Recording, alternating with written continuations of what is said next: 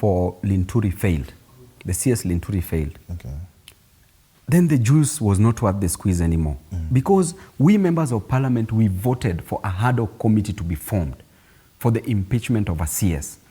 Then there was conflict of interest. Number one, why were the same members of parliament chosen to form a ad hoc committee that was going to investigate the said CS about the matters fertilizer? Then the same committee comes out and says that only 7 members of parliament.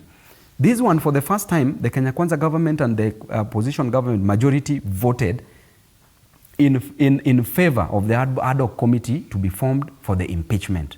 Then 7 members of parliament, they come and say that, you know what?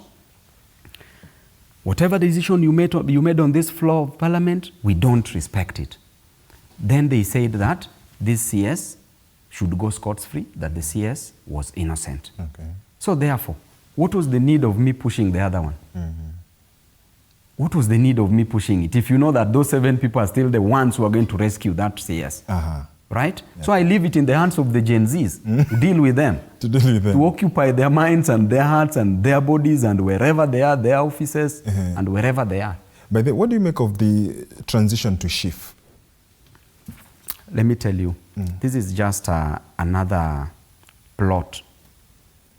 It is just another new way because NHIF has been having so much issues, right? So it is just another way to fraudulently obtain money from Kenyans, but clothing it nicely. Actually, there is no big difference between these two things.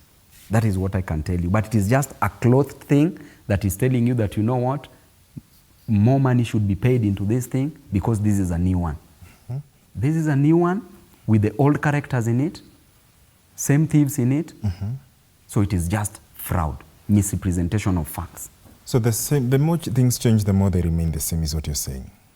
The more things change, the more they remain the same, because the monkeys are the same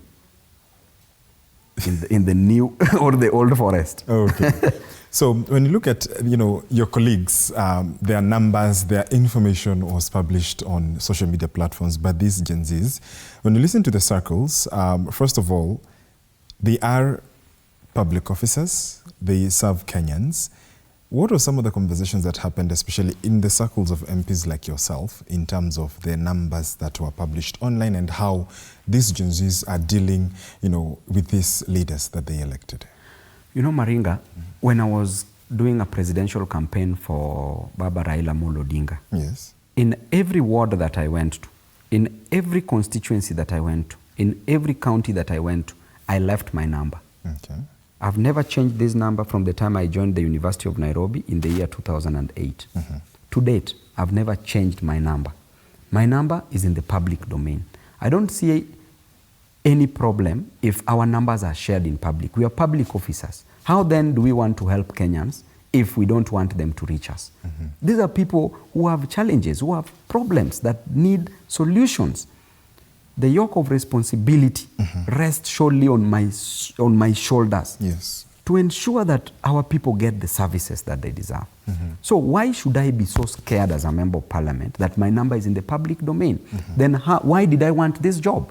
And it is not illegal for a number of any member of parliament or a public officer to be in the public, because that is the only easiest way for a member of the public, for a common mwananchi to reach you.